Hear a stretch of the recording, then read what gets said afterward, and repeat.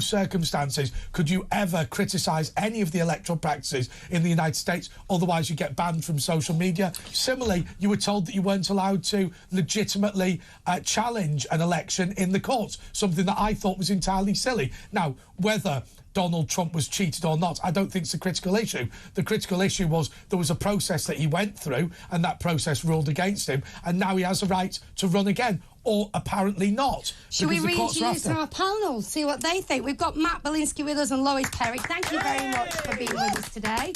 And I think this is definitely your neck of the woods, this, isn't it, Matt? Big news in the United States right now. And I mean, this is a moment that a lot of people claim never happens, but I'm going to admit to being wrong, because up until very recently, I thought Donald Trump was dead in the water. I thought that his political career was over. On this show, possibly. And at the time, based on those circumstances, I do believe I was right. What happened was his political opponents, as they do often, resurrected him from the dead by trying to indict him. Originally, of the 3 indictments, the flimsiest one was the original indictment in New York for falsification of business records, which is never prosecuted like this unless it's attached to some sort of fraudulent business transaction between 2 business counterparties, and that's not what was happening here. Ridiculous charges.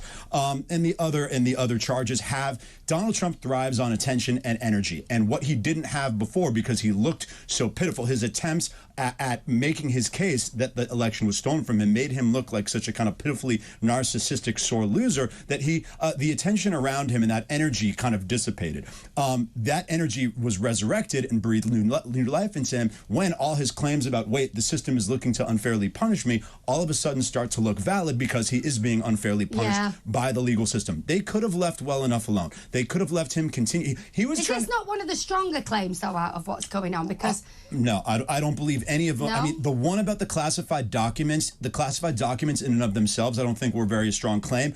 Some of his activity, he makes it very easy for his opponents to go after him, right? So the fact that he made it so difficult, that he put up so much a little bit of obstruction in handing over those files, gave his opponents at least some credibility or some room to go and claim that there was criminal activity involved in the obstruction here. This one about this special counsel indictment about interference with an election is under very flimsy legal predicate. Because he is allowed to say what he said, but he just wasn't allowed to act in the ways. And also the other thing that I find utterly ludicrous is the insurrection in Washington. I mean, it was a few dickheads. How about this? Someone comes up to you. It's 8 o'clock. No, it was a couple of idiots. Just apologise for Andre's language there. But it was just a few idiots running through the Capitol building. I mean, if you were attempting a coup against the American Republic, that bloke with the horns. I mean, what are you talking It was the most impotent coup of all time. It's like if someone comes up to you and says, I wish you were dead, and kicks you in the shins. Can you prosecute that person for attempted murder? That's not attempted murder. They might have communicated that was their desire. They might have taken a step in that, but like it is ludicrous and it's an exaggeration of what occurred to claim that is attempted murder. Claiming that this was an insurrection as opposed to a riot that occurred at an unfortunate, sacred, or somewhat important event, that would be a more accurate way. I'm quite surprised it got in, though. I mean, that's there's always the conspiracy theory about how, I mean, these Americans, whether, they're sat there going, if we march in boxer shorts, we'll go quicker than, they're all nuts, aren't they, about going, right, we're going to guard this with 50 people and machine gun position there. And then some bloke with horns on his head walked in. I know, and it wasn't like we didn't know. They were all dressed crazy, weren't they? I don't want to say conspiracy theories, but some of the claims that there were, and shouldn't be shocking to anybody, there clearly were members of the national security apparatus. There were FBI plants at that event, like there are tons of these. Yeah, of course. But the claim is, and this is why I go back to why I don't have, despite me thinking that he is being unfairly prosecuted here, I don't have sympathy for Donald Trump. How stupid do you have to be to think that anything good was going to happen that day? How enormous, like someone put it very well, the only thing that this indictment proves is that Donald Trump is a narcissistic clown. And I was like, absolutely. What did he think positive was going to come out of that day? How detached from reality must you be to think that anything good was going to occur? You could say, hey, technically he said, don't march peacefully. He just was instructing them to march on the Capitol, and they took that last step. That was nothing. Anyone with any foresight whatsoever knew that the chances of a good thing happening were like this, and the chances of a bad thing happening were that. Do you remember my favourite bit of that day in Washington, which was a bad day for America and for freedom, was when Twitter and all the big tech giants turned off Parler because they were posting pictures of what was going on Twitter. It's like, you're supporting the insurrection. No, it's literally pictures of what's going on news Twitter. Reporting. I mean, it hasn't played too bad a hand, though, has he? Bearing in mind where he is now.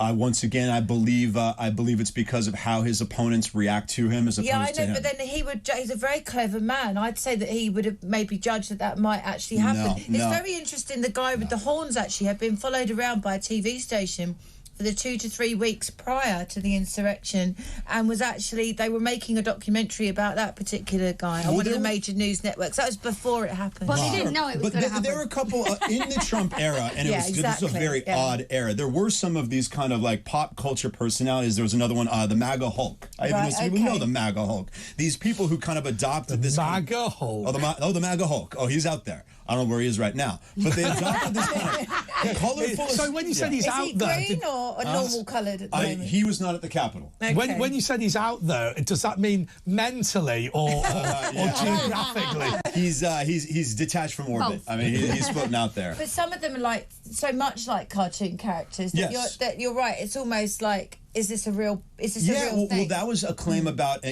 both positively and kind of neutrally about the whole Trump phenomenon in general, is that it was this almost cartoonish LARP. I mean, we use this term LARP. I don't know if you use it in the UK, that you're play I literally have no idea what that means. Okay, it's live action role playing, as if you're the MAGA Hulk is pretending or the people at the Capitol were pretending that they were revolutionaries, that they envisioned that they might have played a video game where A bit like cosplay. Exactly. There's definitely some connection to that. How did they get in? Huh? How did they get in? It's the most heavily guarded building in the world. Clearly not. I wouldn't go that far. Mind you, let's just be clear. When Simon Brodkin got into the Trump golf course in Scotland, he said, and I don't mean to be disrespectful because they're probably monitoring this, they want to monitor everything, the big secret about the US Secret Services, they're not very good. Oh, really? Okay. Because he got into Trump's place in Glen Eagles. Right. Trump, whatever it is, in Scotland. Okay. And he threw a load of bombs. Once again, but if you have security there, and it is fairly well guarded, it's not the most heavily guarded place on earth. Okay. If you're faced with, let's call it 1,500 to 2,000 people who are raucous and the way to stop them would be to open fire and start shooting them. So regardless of how many security guards you have there, in order to stop what was occurring right there, you're not going to, you think you're going to hit a couple people with a baton? No, you have to start shooting them. But Matt, if it was an insurrection, that is what you would do? Yeah.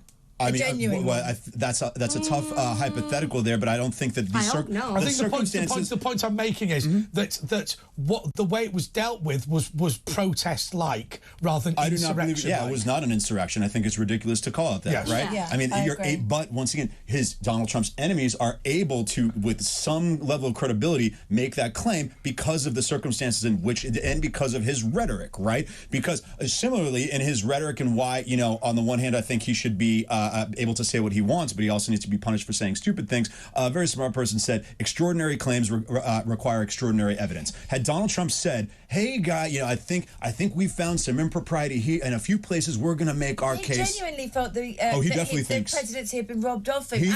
And a lot of people genuinely thought that as well. So is he not within his rights to say that? I mean, I'm sorry, if you organize a gathering on your behalf and tell the people in the gathering, hey, you should be mad because of this, and those people get out of hand, yes, you must bear some responsibility for that. You don't get to disavow all responsibility. The problem is a bunch of liberal politicians did the same thing in the summer of 2020 about the George Floyd riots, and nobody punished them, and everyone said they were heroes. So once again, you're saying it's a massive double standard. I could definitely, if they wanted to indict both Donald Trump and Kamala Harris, who bailed out protesters, and say both of you, as politicians, spoke recklessly and incited riots, not an insurrection, but riots. I'd say, hey, go put them both in jail. But you have to do it evenly. And that's a very interesting thing, isn't it? Because things aren't applied evenly. And just very quickly, we found that with Nigel Farage, didn't we? Well, Nigel Farage, sorry, sort of frog in my throat. Nigel, well, you were worse earlier. I was worse. Nigel Farage obviously gets cancelled by his bank, and the left are absolutely cock-a-hoop about it. If that happened to Jeremy Corbyn, people would be absolutely furious. Absolutely. No, it's a ridiculous, it's a pernicious double standard. And there's always, I'm an attorney. There's always some level of, very few laws are truly black and white. There's always a level of interpretation, and it's not just the law. They wouldn't need you. Yeah, exactly. Wait, don't tell anybody. But enforcement is always an issue, right? In terms of how many people run a stop sign each day, and there's no enforcement. The key to the legal system into a civilized nation and a healthy legal system is equal application of the law, okay? And when it's so obvious that you're not prosecuting those from one political party. It plays into their hands as well. Absolutely. Once again, all these Republicans are now going falling in line behind Trump because all his claims of the system's out to get me and I'm protecting you from the system, it now looks more credible. Okay? And before then, he was just this guy looking like a sore loser. Now he looks like, no. But it becomes true.